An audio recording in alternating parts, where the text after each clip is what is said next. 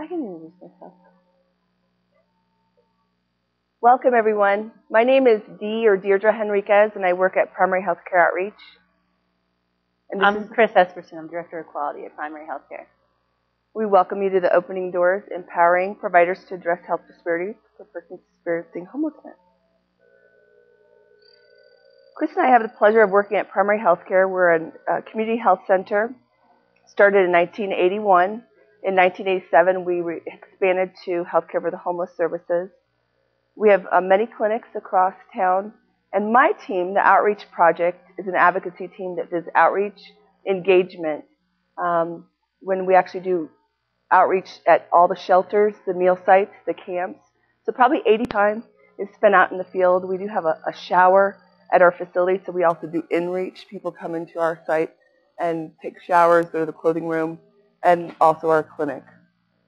We provide case management services and help them really use housing first, meet people where they're at, linking them with housing, and mental health and healthcare needs. We have 3 clinics in town, and we also have one in a neighboring county. We have 2 clinics, one in a large shelter. It's the largest shelter for men and women in Polk County, and we have clinic there twice a week. We also have a clinic in a youth shelter, so that houses youth ages from birth to 18, and we have a clinic there once a week. My team is comprised of different funding streams, so even though we are meant to work with different populations, we all do a very similar thing. We're interdisciplinary. We have 2 HUD grants. One targets chronically homeless, one homeless families with children with mental health and substance abuse.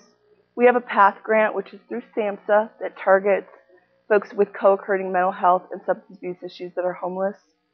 An ESG grant, and our newest one is one through the Veterans Administration. We have a SSVF, or Supported Services for Veterans and Veterans Families.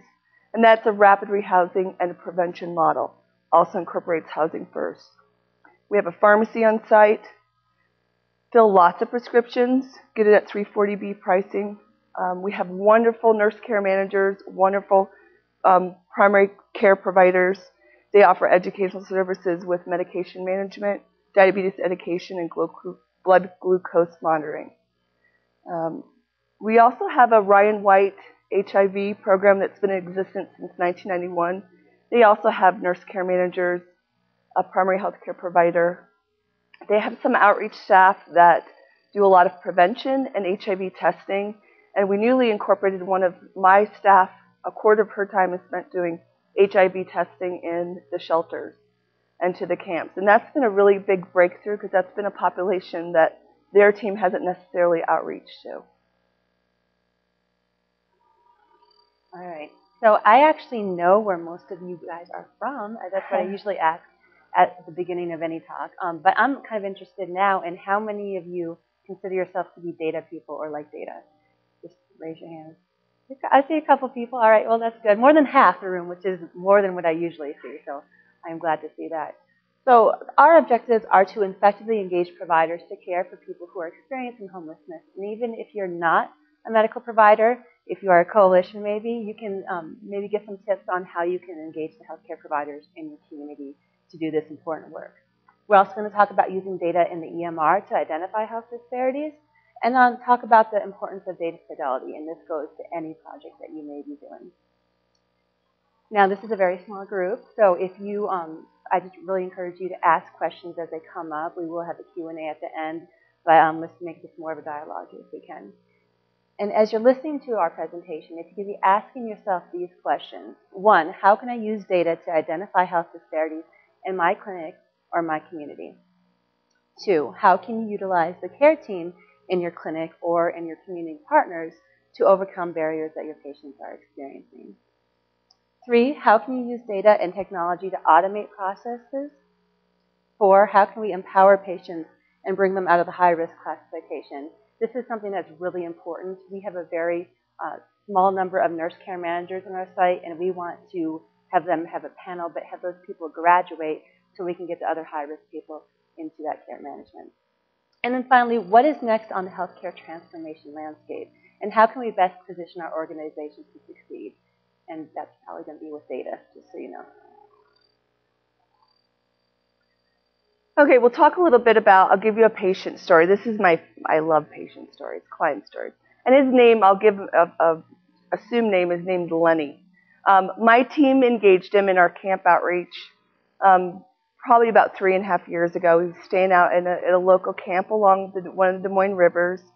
And when we met him, we could tell he was kind of leery of us. You know, who's primary health care? I really don't want anything from you. So we just started with slow engagement. Because we know, oh gosh, we just want to take him to our clinic tomorrow and get him all fixed up. That's not going to happen. You know, we have to kind of engage, gain his trust. And we worked with him for over 3 years. And over those 3 years, many things happened. We knew that he needed to be able to tell his story in his time. We knew that he needed to be able to let us know what was important to him, not us telling him, wow, that foot looks really bad. We need to get you to the clinic right away. It was that gaining of trust and really meeting his basic needs first. Some of the barriers that we identified, he had and this is really in obtaining housing particularly, having a criminal record. He self-admitted to a lot of alcohol and past drug abuse.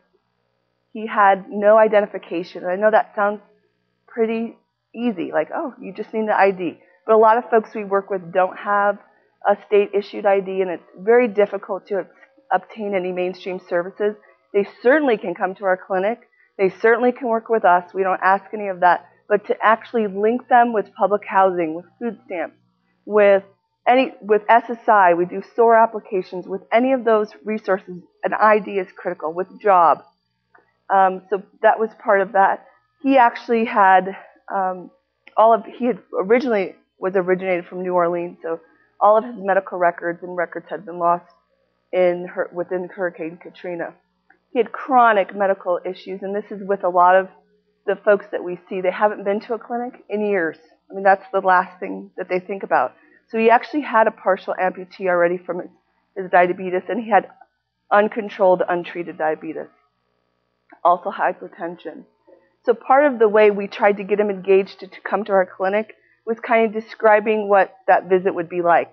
This is what our clinic looks like. This is what they're going to ask you. We'll help you fill out the forms.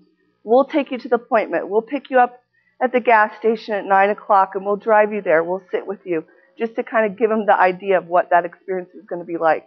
Because engaging them and kind of connecting them, and it helps because he trusted us at this point to be able to pass him off and have him trust the folks in our clinic. So what we were able to do with Lenny, he was able to obtain, he's actually in a public housing unit now. We have a really good collaboration with our local public housing authority. So even though he technically doesn't have a state ID yet, we were able to obtain a birth certificate for him, and we have his medical records, and the public housing authority allowed us to be able to kind of write statements that we're still working on getting him a state-issued ID. We assisted him with medical needs. He actually had to have an additional amputation after we got him engaged with our clinic. So we have a good collaboration as well. Our clinic has a good collaboration with our county hospital. So we've engaged him in their care management. They're actually kind of following him now in his chronic diabetic care. And we also, since he's been in the public housing unit, we don't just say, oh, bye, see you, Lenny. It's been nice knowing you. You know, good job. We got you housed. Our job's done. No, it's really critical to kind of keep that link. We want to make sure Lenny stays housed, that Lenny stays engaged in his mental health and his mental health care, that maybe through time, maybe through harm reductions wants to reduce his alcoholic intake, maybe not. But that kind of, that relationship is important.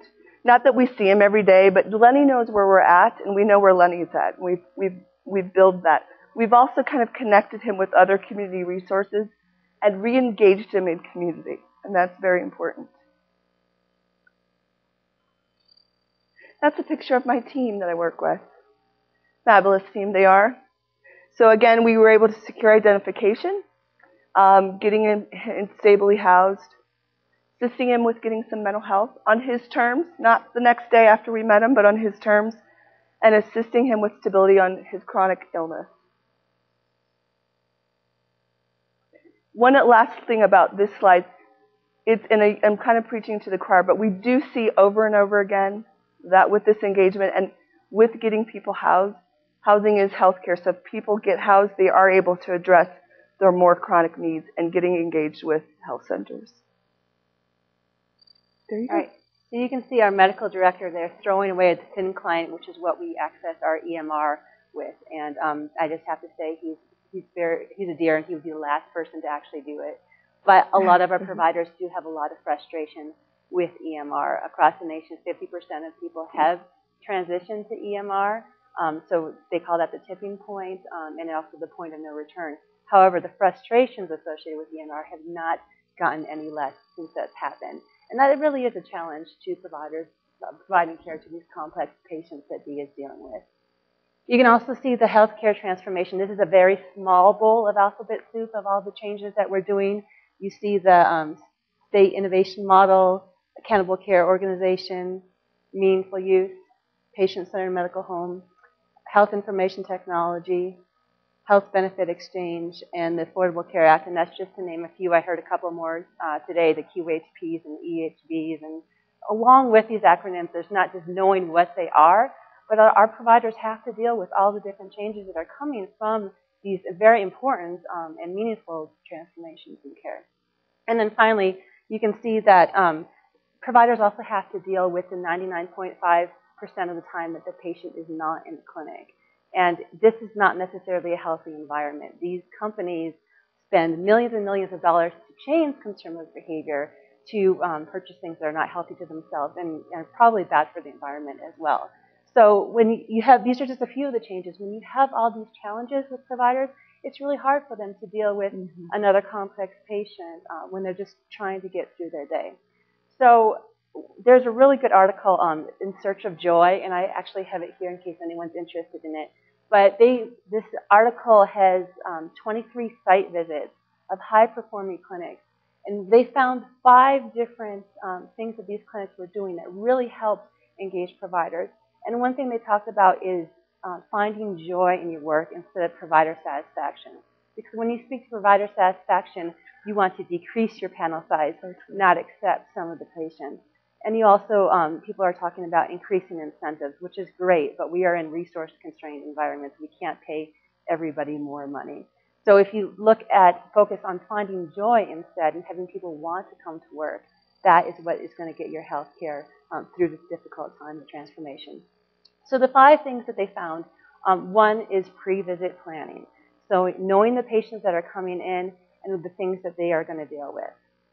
2 is the care team. These group is an important part of our care team. We have clinical pharmacists. We have behavioral health consultants. We have nurse care managers. We have care coordinators in addition to the nursing provider staff. So making sure that you're utilizing all those people in the patient care.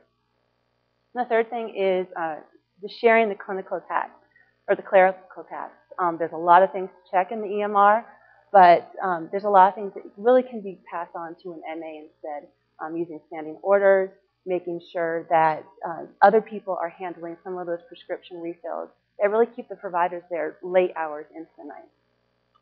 Another thing is verbal messaging. So there's a lot of asynchronous things that can happen in the EMR. You can send somebody a flag, and you can send somebody a note, and you can send somebody an email, but that's just more things that they have to deal with at the end of the day. Instead, really focusing on huddles at the beginning of the day or the beginning of the shift, checking in with the provider during the visit, utilizing our care team, our other staff, to communicate about what kind of needs the patient needs. And then the final thing is co-location. How many of you have provider offices or have had provider offices in the past if you're on FQHC? Okay, well, it seems like maybe some people are actually co-locating people already. So having the nurse and the provider or any of the other team in their teamlets instead of having providers in one area and the nurses in another. So we have 4 different sites, and some of these sites are utilizing all 5 of them, and others not so much. And the sites that are utilizing more of these elements are the ones that are more readily able to accept these complex patients. And as soon as we get everybody else on board, then we'll be able to see hopefully all of our homeless We're chronic patients. engaging. We're engaging everybody. That's the key word. So what hasn't worked, and I want to just say, oh yeah, I want to just blame it all on the providers. They don't want to work with us. It's not. It's very much more complex than us.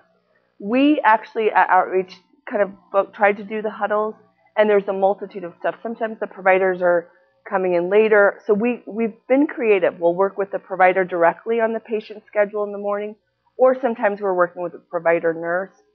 Sometimes, it's 7:30 in the morning. We have 12 people waiting for the shower. We have somebody that's in a mental health crisis, one of our intake rooms. We have another woman down at the bus depot that we got to pick up that's stranded. So it doesn't happen because, other things happen. So but throughout the day, we try to meet up and make sure we're kind of engaging both with our clinic. We have really great communication with most of the providers and a lot of the nursing staff, the front desk staff. So those are the folks that are greeting the people, and even the registration people, our financial person. Those are all people that we want to engage too, because they send us folks to us and we send folks to them. And it's kind of a whole team approach. I think what's been working is trying to create their buy-in, is telling them, and Chris mentioned this, telling them the outcomes of what happened. Dr. So-and-so, do you know that when you did this, our client was able to get housed? This really impacted. Because providers, as we do, we're doing our work, they don't know sometimes the huge impact, positive impact they're having on our patients. So sharing with them and getting that buy-in so they can feel, that they're making a difference. And also being proactive in training all staff when they come on board into whatever setting that you're in about the history of the folks that we're working with and the complexities of it. All right. So Dee showed her team. This is one of my teams. I have a data team and I have a care management team, and these are my lovely care managers. We already talked a lot about the care team approach, so I'm not going to go any more into that. One of the other things that we do is we program a lot of reports so people are not manually abstracting data from the EMR and spending hours and hours a day before for the patients that are coming in. So our reports identify first the high-risk patients. We have an algorithm for that. And then we also program all the different care items. And where we started with are our UDS care items, all the things that we have to report on, because those are also things that we are receiving payer incentives from. And if we put every single thing that the patient is due for, the providers and the nurses are just going to walk out the door. So we want to start with what's going to make our center sustainable and what is best for the patient. Huddles are very important. Beginning of the day, a lot of the providers did not want to stop for 15 minutes, give up one of their slots to talk through what the patient needs, because it affects their productivity levels. So what we're looking at is changing our provider gain sharing, paying more for the quality of care as opposed to productivity, because we know that that's where healthcare is going to. And then patient goals, and Dee talked a lot about meeting the patient where they're at. And this is very salient as well in the healthcare setting. So one of the examples that I like to give my nurse care managers is actually comes from one of our PCA folks, our medical home and special populations person. She used to be a care manager, and she knows exactly what the patient needs to do with its exercise, if it's eating better, but she also recognized that she has to engage the patient in making the goal, because if the patient's not the one making the goal, they're not going to follow through with it. So one of the things that she had to deal with is one of her patients said, well, I know I need to lose weight and I need to eat better, but I really want to organize my silverware drawer. And Pam, she wanted to hit her head against the wall, but instead of doing that, she's like, all right, we'll work on that. You get your silverware drawer organized. I'll give you tools to do that, and then we'll come back and discuss other things. And sure enough, I mean, she said some other things, cleaning the refrigerator and things like that. But once she got through those things and had success in that, then she's willing to say, okay, you know what? I'll stop eating that bag of potato chips every day and start working on the things that Pam wanted to do. So these are some of the things that helped. We are a level 3 NCQA certified medical home. We are also recognized by Ed Wagner, the father of the chronic care model, as a best practice, because we're managing people beyond their chronic diseases. We look at the social determinants of health. We're looking at the homeless population. We're looking at people who experience intimate partner violence. And we're looking at substance abuse, because we know we have to address those issues before we even make any progress on the A1C level. And another thing we're doing is Dee and I are working closely together. I have a data specialist who is working on tracking some of the care coordination that Dee's program provides. And one of the things that's very important in this is having a data dictionary. I do this with every single program we have, because one of the things that we've realized is that Dee has a very large staff, you can see, and all of them define things a little bit differently. Yeah. So if you have one place to look at and you understand the definition, you can track things better. And then with that, we can identify opportunities to be more efficient in getting these important services that these can provide. And I'm not, I used to not be a data person. I'm still not an expert at data, but it's so critical in tracking. And it's really neat to be able to go see, wow, we have this many people. We've improved health in this many. We were able to get these many people entitlements, or these many people increase their income after they met with us. So some of the barriers that our folks face. And you know, homelessness is not just one face. We know that. It's the mom and 3 kids. It's the dad and 3 kids. It's somebody that just became, you know, was working 40 years and became ill and lost their house and has no idea what to do. It's somebody that's been chronically homeless for 15 years, very disenfranchised, with a lot of times family, and has burned lots of bridges. So there's a whole spectrum of folks. And we know that they're, you know, experiencing homelessness, and the longer you experience homelessness, and this is a good reason why getting people quickly out of homelessness is very important, or even preventing them from becoming homeless. Those are 2 of the new things that we're as a homeless provider community are really trying to focus on. Because when you experience homelessness, you're more apt to have violence and more chronic health conditions. Walking. I have a woman that we're working with now. She is 6 months pregnant. She moved here from a very small town, had got kicked out of the shelter, was in the shelter here, and now she's doesn't like to stay there during the day because it's kind of scary. So she walks around town all day, and she comes into our office every morning. She actually takes a shower in our office because she feels more safe in our setting, in our outreach setting, than taking kind of a big shower in the big shelter. And so one of the things we've done, I mean, just simple things. Do you need one bottle of water? Do you want to put your feet up? Do you want to sit in the intake room for a little bit? We're really non-traditional. You know, we just want to kind of meet with her. And she is seeing one of our prenatal clinics. But people have to walk around. It's things that we don't think about when you're outside for 6 and 8 hours sometimes at a time. Malnutrition. We know that people don't eat as well. People that are living outside maybe use their food stamps to go to the gas station to microwave a frozen hamburger, or when they're staying at a shelter. And believe me, I eat plenty of shelters at noon when I'm doing outreach. I'll eat food there. But a lot of times the shelters have what they have because of funding, so they very high in sodium. Sometimes you're eating 3 meats and no vegetables. I mean, it's what they have for the day. One of our providers at our clinic actually donates fresh fruits and vegetables to that very large clinic. We know that people self-medicate themselves more with alcohol and substance abuse. And we know that victimization and violence is huge. We know that women who experience homelessness have a huge percentage of domestic violence. And trauma from being homeless and trauma from before. Criminalization of homelessness, lastly, people are in and out. We see that people, they really should be being treated and care collected, but the care is very fragmented. I'll be working with somebody, almost have them to get them into a substance abuse treatment, and then they get arrested again for public intox, so they're back in jail. It's that in and out. So these are some of the specific barriers of our high-risk patients that our nurse care manager identified, and these are direct quotes. So the first one, you can see that this patient is a compliant patient, to use a provider word. Dee and I don't like that word too much. I'm not compliant. But the My patient, medication. yeah, the patient is taking his medication. He's even checking his feet every day. God bless him. But the diet, as Dee mentioned, if he's in the shelter or on the street accessing those food services, he can't choose what he's going to eat, so he can't really work on his diet. This next one, paranoid schizophrenic, that is a really interesting thing. So we look at acuity in our clinic. We have our own algorithm for acuity. The payers in our community look at the age and the gender and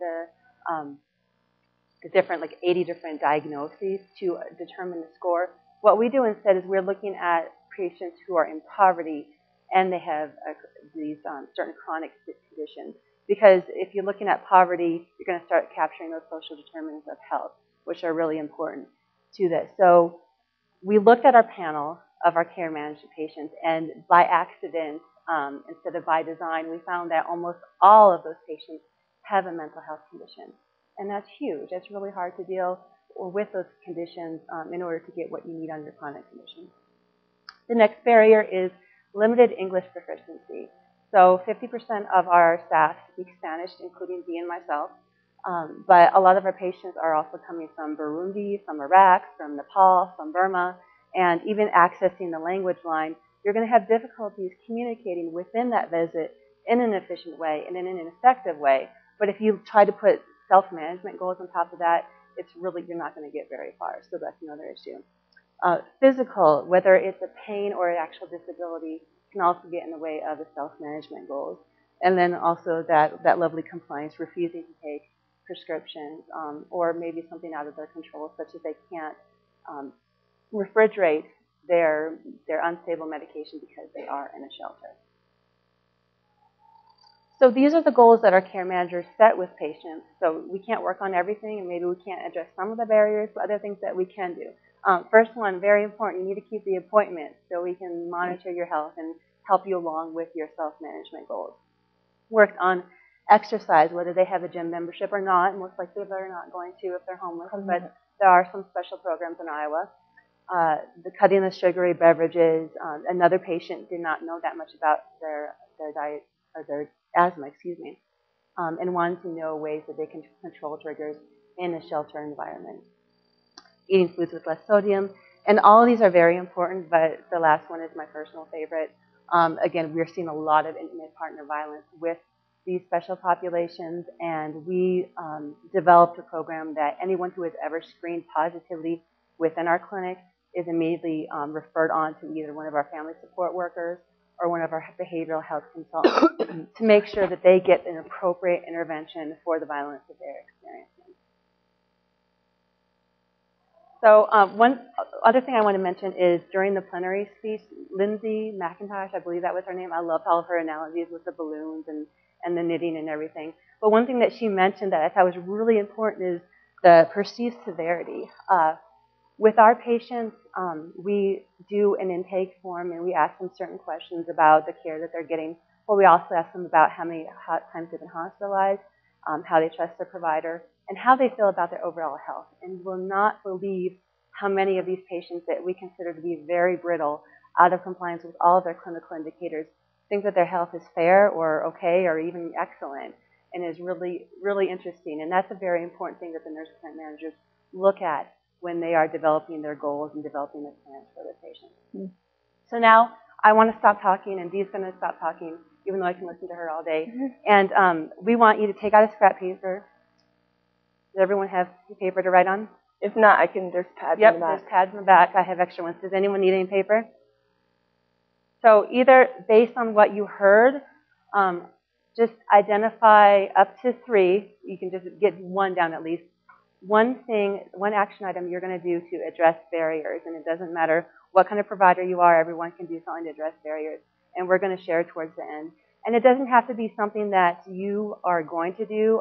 Dr. Espersen yesterday talked about the wonderful, wonderful work that she is doing with the community health workers in her clinic. But let's all learn from each other, either what we're going to do or what we have been doing. And also put down who is responsible and the time frame that you're going to do that so that you have an action item to take back in the next week or 2 to work on. We'll give you a couple minutes for that. Yep.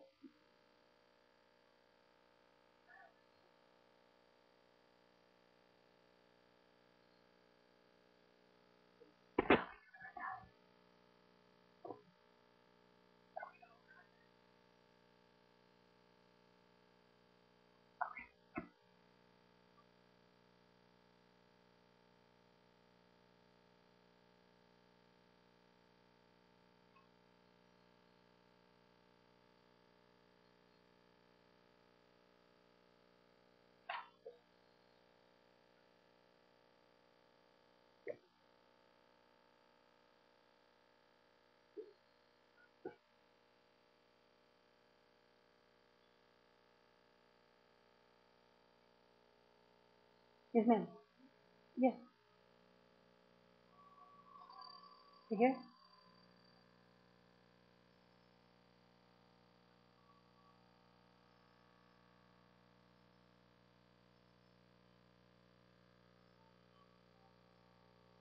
All right, I see some people stopping writing, so I'm going to ask for some volunteers, and I'm going to repeat what you say so they can capture this in the recording. Do you have any brave volunteers? Emily.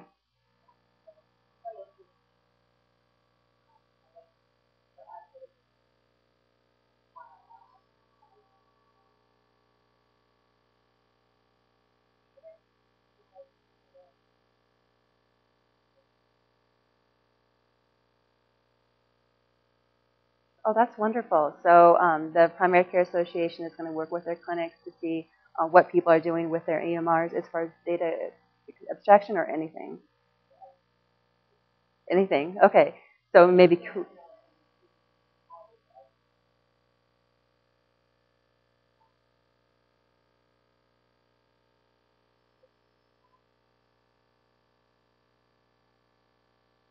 Okay, great. So identifying the high-risk patients and seeing how the providers can use it more effectively and really create a learning community. That's really great. It's affected a lot of people's lives where you're at. Thank you, Emily. Anyone else? Michelle.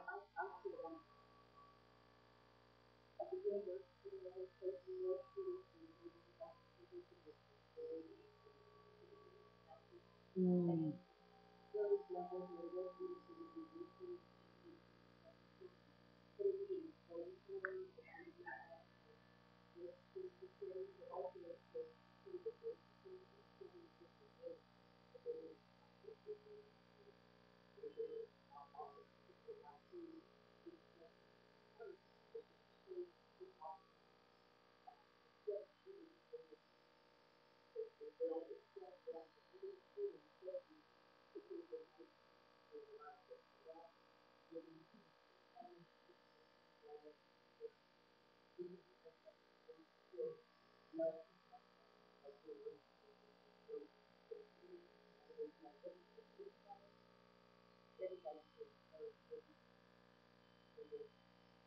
I love that. The comment was having the students in the university go into the safety net settings and make sure that they can provide culturally confident care because they're going to be learning a lot and also be sharing what they learn with the provider. So I think that that is a very wonderful thing, and hopefully we can do that in our area. And if I can just add on to that, because we do something a little bit like that. We have a hospital, local hospital that has Mercy Hospital, and they actually have their residents go to the camps with us. So they do kind of a homeless rotation for 1 month. So they travel to us to the camp, and they'll go down to the big shelter and do outreach with us. They follow our clinic. And I'll tell you, 9 times out of 10, they really like it. And their eyes are open. And sometimes it's, like you said, it's a good way of recruiting folks to within our community health setting, new docs, new nurses, new support staff. But it also gives you that link. So that, I'm glad that you said that.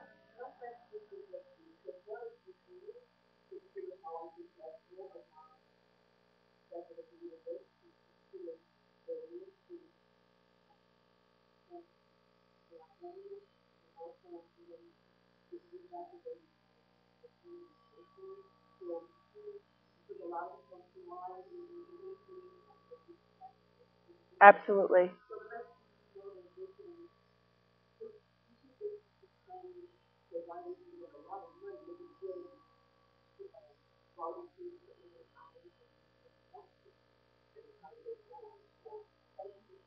Yes, thank you for sharing. Okay. We're going to have one more exercise like that coming up in a little bit, just so you know. So be ready to share somebody new. Mm-hmm. And thank you both for your comments. Those are excellent. All right, so talking a little bit of the data. If you walk into my office, there are graphs all over the place because we stratify by so many things. Homeless population versus universal is one of the things we do. We also stratify by zip code just to see the different things and kind of compare to the community data that are out there. We stratify by race and ethnicity as required by medical home. But any kind of way we can stratify, we do that. And it's not so much to work on improving all those different things, but instead really understand what the root cause is. Before we started doing that, we also stratified by payment source. And everyone's like, well, 46% of our patients are uninsured, and that's why they're not getting their mammograms and their colonoscopies. But when we look at that data, it's actually the Medicaid people in our clinics who are not getting those services. So they have the coverage. That's not the issue. In fact, our uninsured patients were getting those services even more so because they're accessing those programs. So just stratifying those things and being able to identify how you can work with the limited resources you have. So you can see this is actually a stratification on our 4 different sites compared to our entire population. And you can see that this is the A1Cs under 8. And like all of our other quality measures, the homeless population were experiencing worse outcomes. There's less continuity of care. Their preventive items were not being taken care of because they were not accessing well visits. So there's a lot of different things that we have to work on. And then in addition to that, especially with A1C, there's more barriers to their care and to self-management, as we discussed earlier. So I want to look at this graph. You can see the red line, our east side. Oh, yes, Emily, you have questions? Yes.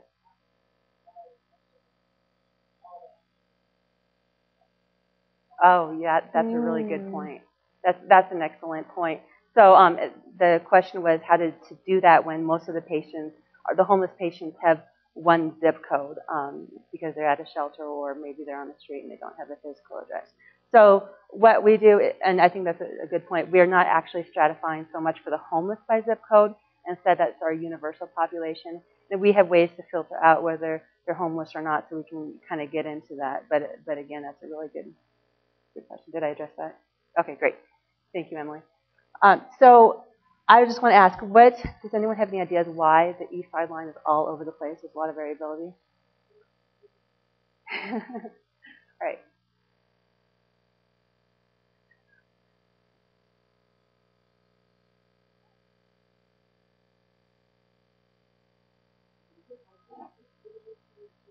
So those are our different sites. So our Barry Ingebrigtsen Clinic, our East Side, Marshalltown, and Outreach. And then so I'm going to go ahead and give the answer away, if that's all right. The reason why this one looks out of control is just because we have a very small homeless population at that clinic. So when you're only having 2 patients, you're either at 100% or you're low, and that's, just depends on the month. But the small sample size is going to kind of skew your data at times. So you really have to be looking at those things. Another thing that we do is we stratify all of our different things by monthly and yearly. So our yearly are all of our patients that are seen within the year. So we have an idea of where our entire patient population is at. And then the monthly we do because that's a smaller sample size, and we can see our PDSAs. Are they having an effect? Are they going in the right way, or are they having unintended consequences? So we make sure to give those data on a both monthly and yearly basis. And just to go over again, we talked a little bit about this before, but I skipped over one. Health disparities within the population of folks experiencing homelessness. We know that respiratory illness, 3 to 6 times more likely to be suffering from asthma. 20% of homeless children have asthma compared to 7% throughout the United States. And oftentimes, just to mention that, it's untreated or sporadically treated. So you might have a child seen in one clinic, and then they get their care there. Or they might go to the ER and get a nebulizer treatment and here, take your inhaler, and then they're in another clinic. So it's not that ongoing care for their asthma. TB, we know that there's a higher rate of TB, especially living in congregated sites. We actually had a gentleman at our Central Iowa Shelter and Services Shelter that had TB a couple months ago. And he's okay now, but it was at the hospital for several months.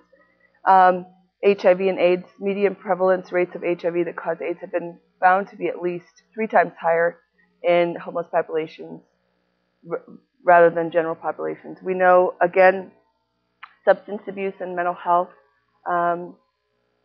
there's a prevalence of that as well.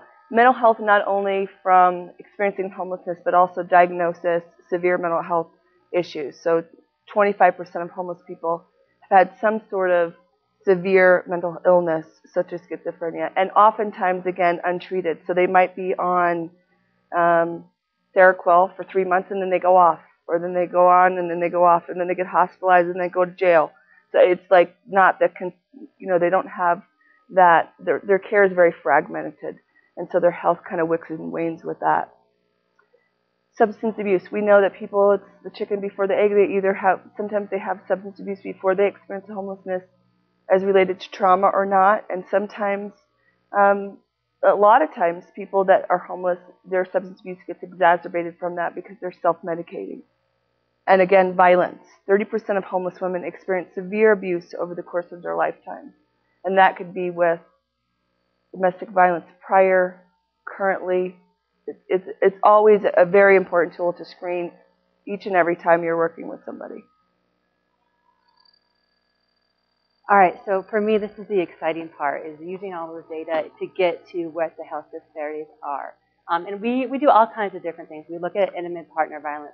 We look at acuity. We look at syphilis or lead screens, whatever a provider wants to look at.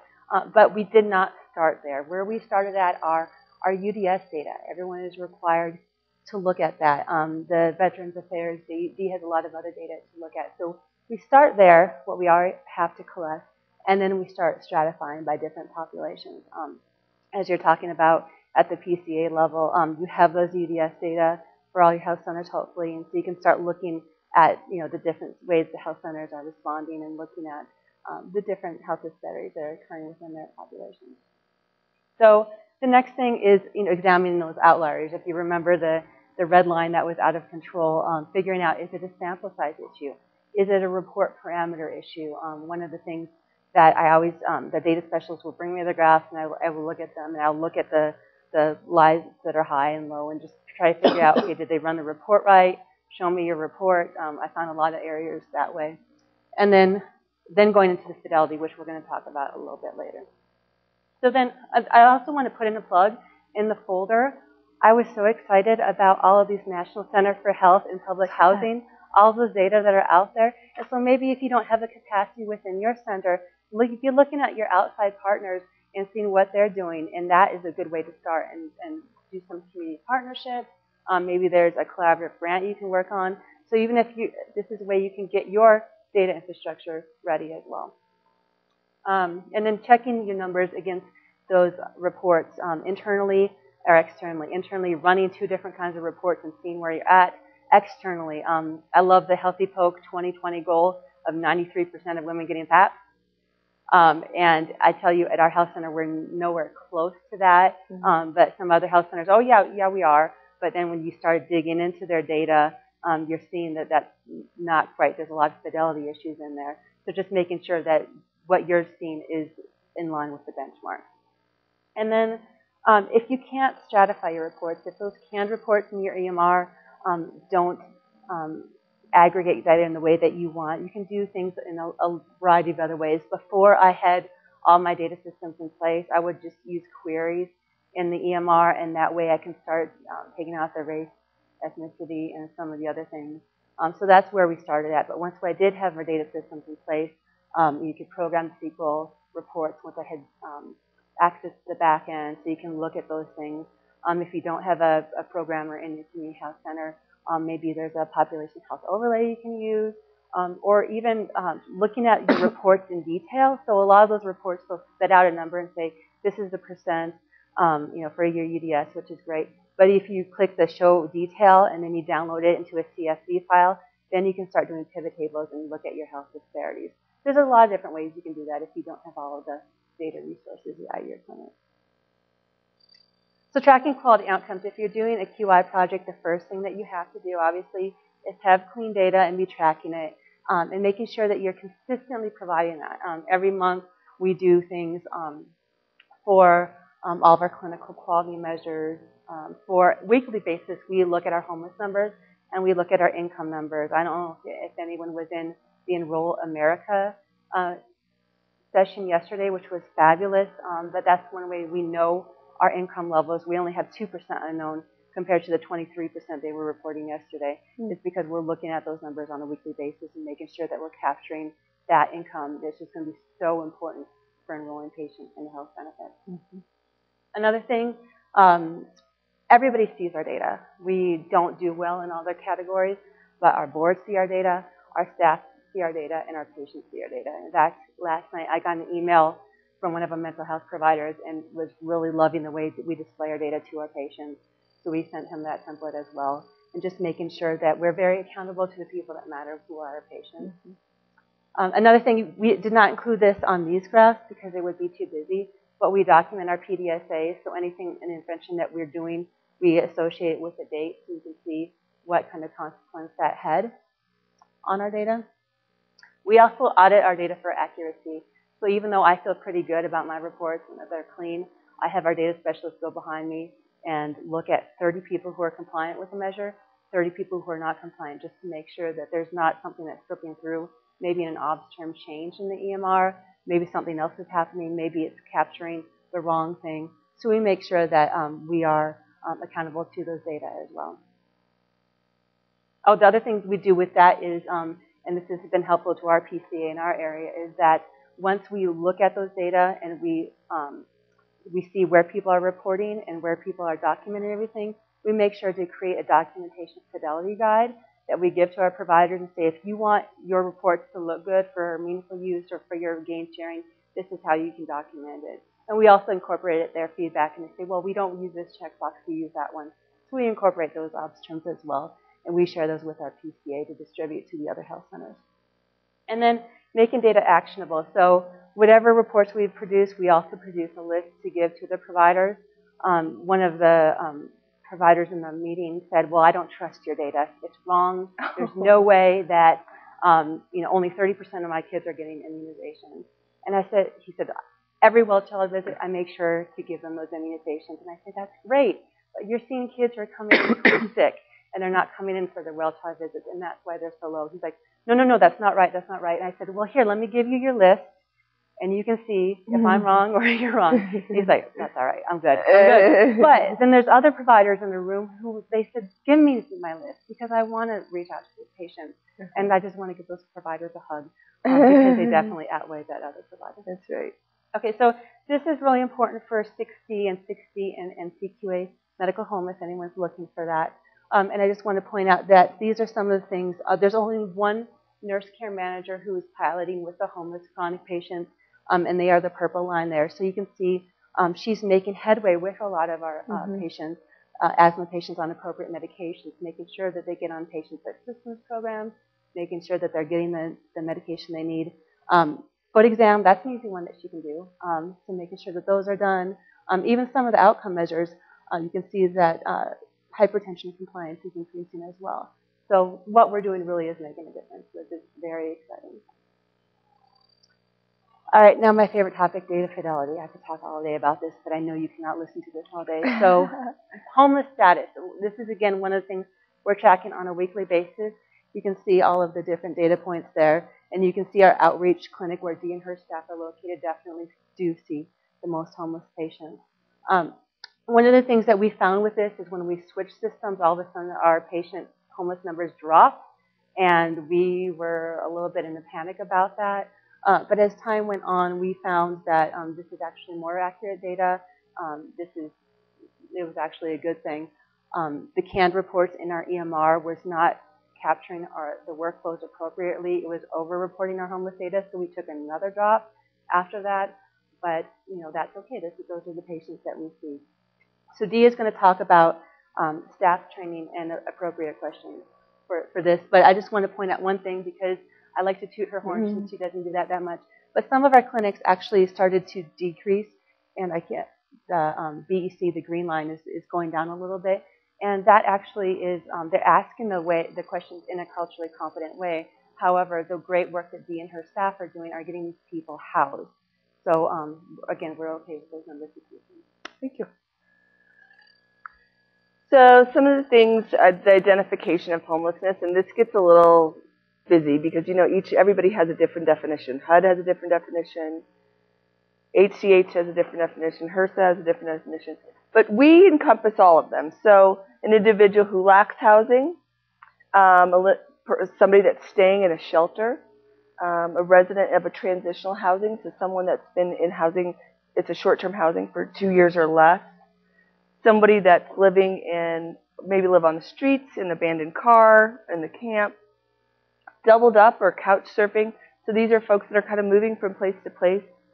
So it's not, my 20-year-old son that says, Mom, can I come stay? And he's staying with me now with his son because he could stay there. But it's more like, if I called my sister and said, Sister, can I come stay with me and my 4 kids and my grandson, and we'll be there for a month or 2 until I can get on my feet, that would be more like doubling up.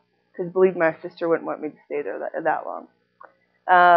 Somebody that's been previously homeless, so they've entered a jail. We have lots of folks that go into jail maybe for 2 weeks, but they were homeless prior, or they're in the hospital, inpatient hospitalization, and they identify as homeless in the hospital, and so we're able to count them as homeless when they leave.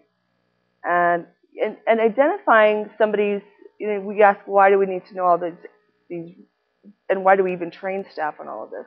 It's really critical to their care. Identifying somebody that's homeless, explaining that to our providers, and we can all catch it, the front desk, the outreach worker, the financial manager, the nurse care manager, or even the provider. Because, their health care may look differently. Letting the client define. So, we have a little checkbox. Are you homeless? Yes, I am homeless. And you check it. No, not everybody's going to identify themselves as homeless. So kind of asking the specific questions and letting them help define it. So some of the questions that you can ask are, where did you spend last night? Rather than saying, are you homeless? Where did you stay last night? Where did you stay the night before that? How many times have you moved in the past 6 months? That's kind of sometimes an indication. And how many people live in your house or apartment? Sometimes this is good and sometimes this is bad. My house has lots of people in it, so it wouldn't count for my house. But sometimes people are, grouping together because they are trying to find the next place that they're going to stay. Local addresses, and this could be by community. So I know if somebody's using 1200 University, which is our clinic address, I know that might be an indication that they might be experiencing homelessness. Or the post office general delivery on 2nd Avenue. Lots of folks who are staying at the camps or moving from place to place will use that as an address. Or we also have addresses of the shelters, so we can kind of identify from there. Yes?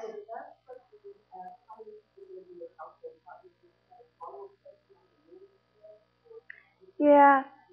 So the question was, if you have, after you asked the number of patients or the number of people in your household, you asked the number of rooms as a follow-up question. Yeah, certainly.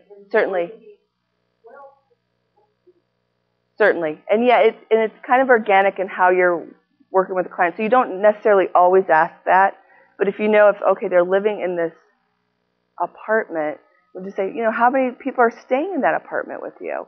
That kind of thing. So kind of get, and people are usually up front, and you can ask it in different ways and say, we're just asking this question because we want to help identify what you might, what we can connect you with and that kind of thing.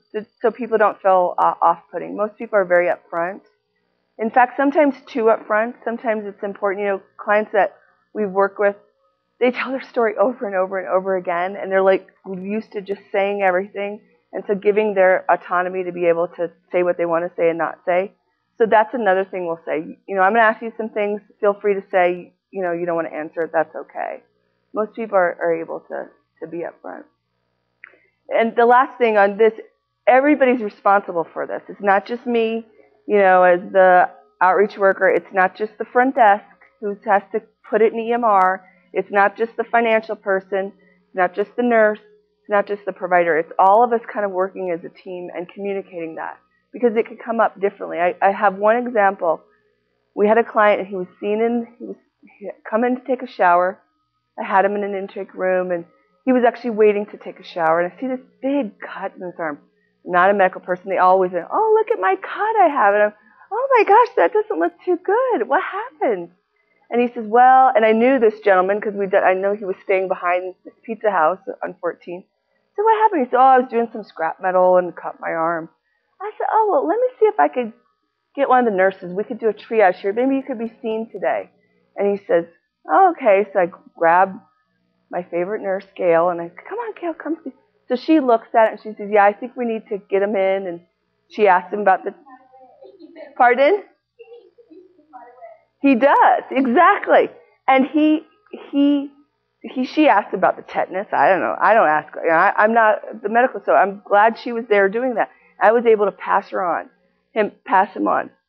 He went, I helped him register. Now, did I identify him?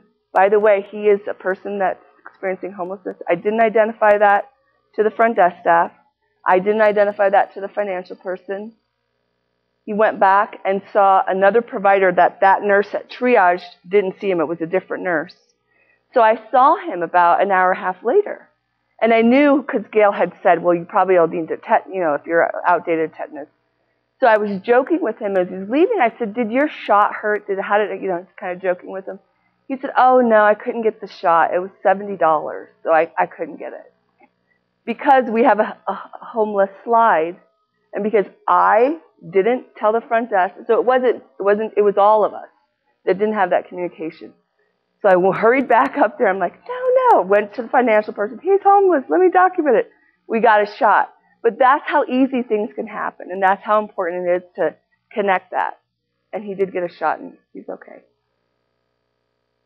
All right, so right now we are going to take time for another quick exercise. So if you use your paper, and we want to have you identify a specific data exercise this time instead. So again, looking at maybe it's demographic data, maybe it's EMR data, but what are you going to do differently? So we give you a couple of minutes. And then again, do the who and the time frame, and you'll just be sharing the action item. Yes. Sure. So as we did earlier with the addressing barriers and what you're going to do when you get back, maybe thinking about how data, or Dee talked about identifying homeless patients, or maybe looking at the ways that, different ways you can run data. What are you going to do with data specifically to improve the care of your patients?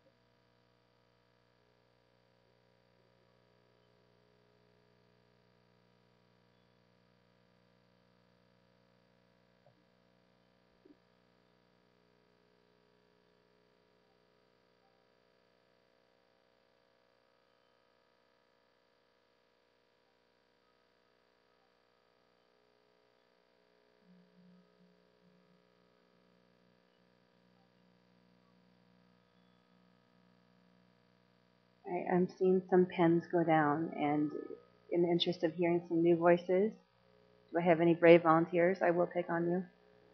All right. Yay! I'm going to pass the mic this time. My name is Eva Bowe, and I work at the Norwalk Community Health Center in Norwalk, Connecticut. I just recently was given the task to manage a medical mobile unit. We just purchased the bus in January, Cool. so we're still infants. Yeah. We are parked at a homeless shelter 3 days a week, and then we go into a public housing development the other 2 days. With the data, in terms of data, I'm going to request that I get access to how many homeless patients we saw, how many got well visits or women visits, and then devise a plan or a day where we can specifically treat them for, let's say, tuberculosis. We'll do a tuberculosis day, or a PAP day for women, or just something that will be specific for our homeless population. a day where they didn't get maybe a TB shot, I know oftentimes they come to me and they say, you know, we're not required to have a TB shot here at this shelter. So they're coming in and asking for specific services. So with the data that's run, I'm going to be able to identify who got a shot, who didn't get a PAP, and then make sure that they do. Awesome. That's wonderful. I love it. We have another volunteer back here. Hi, I'm Romanita Ford. I am from Miami, Community Health of South Florida, and we do have a homeless grant. So the data that we can receive will help us with our UDS. It would help us with our performance improvement, our health indicators as well, of course, tracking, and it would also allow us to request more funding to assist the homeless population in the South Miami-Dade area. So that data is really, really critical. And to know that we can group that data into our health indicators and our outcomes really is going to be positive. Wonderful. Thank you so much for sharing. Really great examples on the power of data, whether it's from serving your patients better or getting additional funding to help serve more patients. Really good examples. Thank you so much for being brave volunteers. All right, so again, you can see why I love this so much if you look at the examples of our mammogram data and our language data. The only true, can you hear me again okay, Paul? Am I good with the volume? Okay, good. So the only true values that you should accept for a mammogram are the BI-RADS values. But a lot of EMRs, if you put in anything like move to Texas, they will count that patient as compliant. So you really have to dive into those reports and making sure that all of the data points below BI-RADS are not being captured, because you need to make sure that those women get their mammograms as well. And then the language. One of my favorite is the SPABET language. Those are the kinds of things that go into the EMR, whether it's in the demographic portion or whether it's in the EMR. There's a lot of different ways you can put things in that don't make any sense. We have 20 different ways of spelling Burmese. And so if we want to look at a grant to serve our Burmese patients, we're not going to be able to get an accurate count of how many people speak Burmese because of the way people are putting the data in. So another thing that we want to make sure, again, looking at the homeless data, the patients who couldn't get the shot right away, is we want to make sure that those data are immediately available to our providers. So in the huddle reports that we print out listing all the different items that the patient is due for, we also put across the top of it things like the language the patient is speaking, so we can facilitate the language line. Did they screen positively for the intimate partner violence? Because again, we want to make the warm handoff to the behavioral health consultant.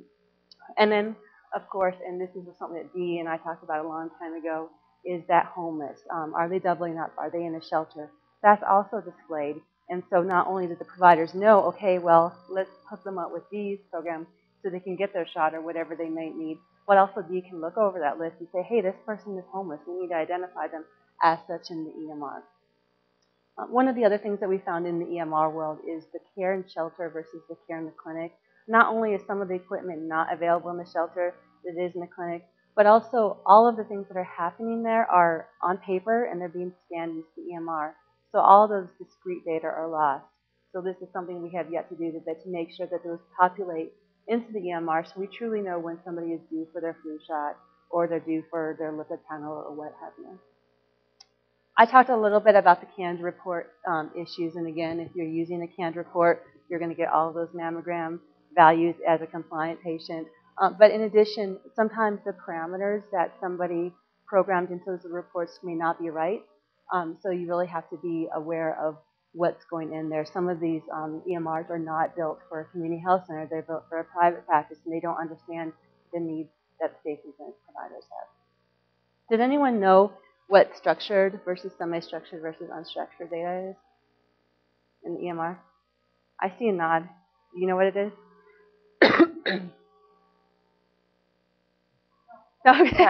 Sorry.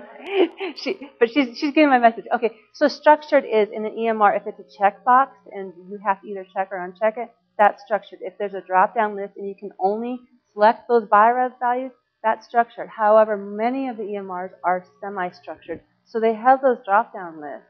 And, maybe it's Pap smears, and they have the ASCUS, and they have the L-cell, and they have the H-cell, which is great, or the normal. But then people can type in whatever. And when I say whatever, they truly do type in whatever. So just making sure that those reports are based on the structured data. And then unstructured is just a text field. So if someone puts in text field, it's completely lost. There's no way you can pull any reports on any of that. And I've already talked about all of the lovely graphs I have all over the walls, but stratifying the reports by special populations, and that's important to Fidelity for the reasons that I discussed above. So you can see our patient-centered medical home. It's all green. We did get a very high score for that, and a lot of people are focusing on that right now. But you really have to think beyond medical home.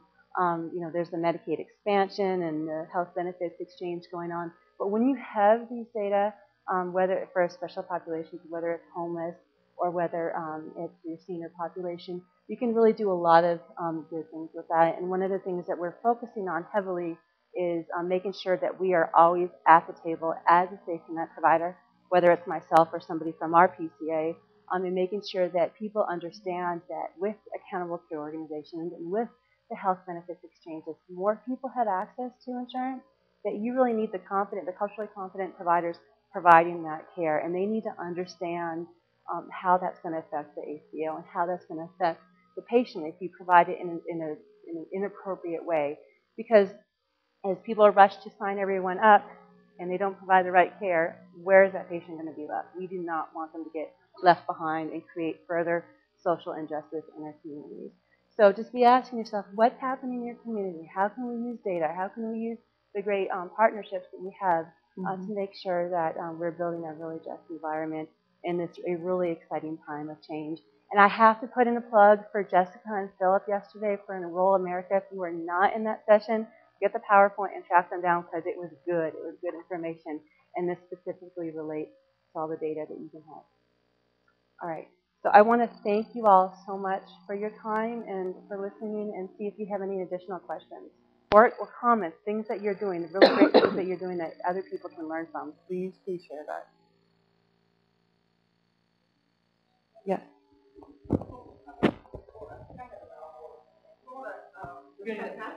We have not accepted the, our governor has not approved or accepted the Medicaid money. Yeah. So we're in the process on this campaign, getting our advocates, our volunteers, our board members, going to our homeless shelters and getting them involved to say we want to have a special session, because if not, all that money will be lost and won't go back to the organ, to the government.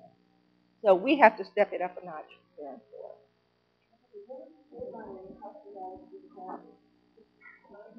What is the deadline for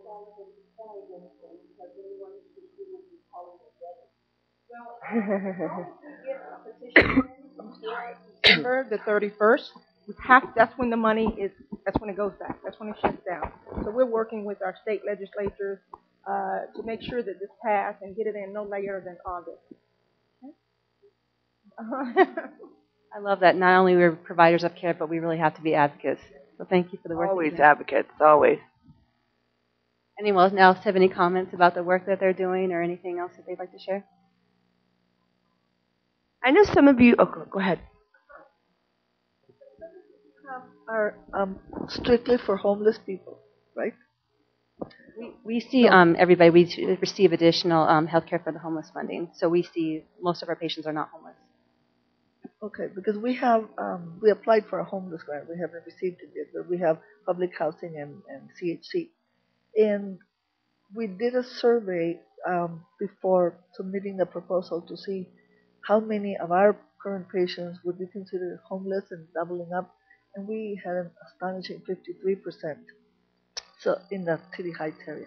So I was wondering, but you don't separate the patients, you put them through the same process. What about people that are truly homeless and are in the, on the streets and like that, and that don't want to come in, or providers don't want to see? So I can answer that. It's a very good question. She said, what about the clients that don't necessarily want to come in and they're worried? It's a lot of that engagement. So it's a lot of telling the the explaining to the client what our clinic looks like, what, maybe they want to, sometimes we've even have our LPN come down to the camp to kind of maybe triage the situation, and then we'll bring them up. If it's critical, escorting them to the clinic right away. But it's that engagement, and they actually come see one of our main clinics. We do have two satellite clinics in the shelters, one at the youth shelter and one at the adult men and women shelter.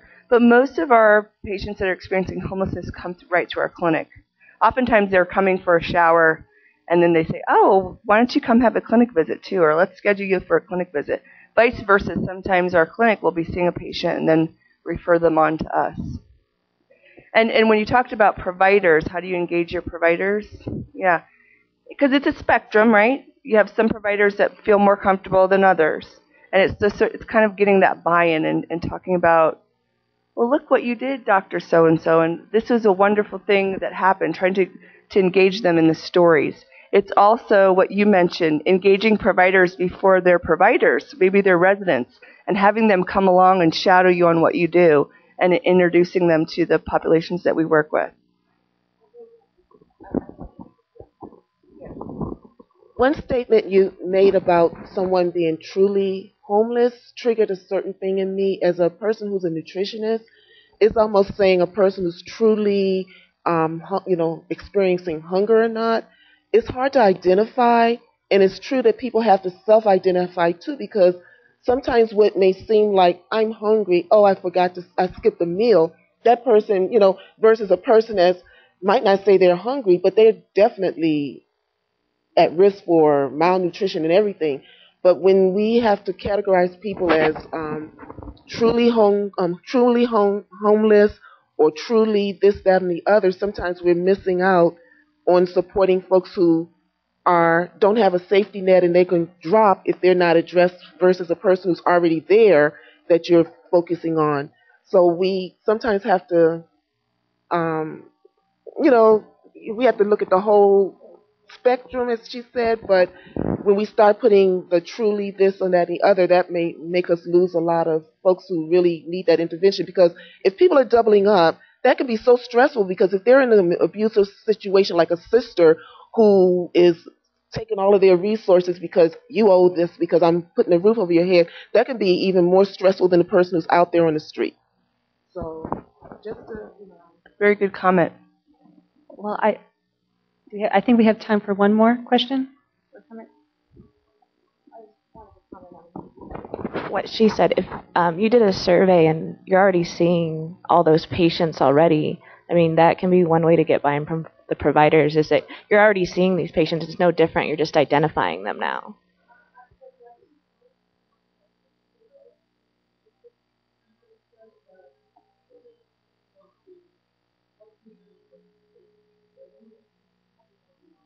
Right, and I mean, a lot of the providers, once you get on board with some of the universities and that kind of stuff, and they do the outreach for those programs, that's a good way to get providers to sign up to want to do that kind of outreach. In San Diego, we don't have county clinics or county hospitals, so that's another big challenge, because it's all the private entities that do. They do contract with the county for some services, but it's always very difficult to get them into services outside of our primary care. We have primary care, and we have two other corporations that are a foundation, and we provide transitional housing too, and other services for our community, because it is what it is, in the area that we are. So can't the county or the state require that these private entities provide a certain amount of services, whether they want to or not? Because they have to. It is still limited, When you have, hopefully now with the Affordable Care Act, more people, we will be able to help them qualify for Medicaid, Medi-Cal in California. But before, when they fall off on nothing, even the county program, which is the CMS, Medical Services for Adults, or the LIP, Low Income Health Program, it's only for chronic diseases or severe emergency, not for just regular primary care and follow-up. Well, I want to thank you all for being such an insightful and compassionate and engaged audience today. So thank you again. Yes, thank you. You guys are great. Great work what you're doing out there, too.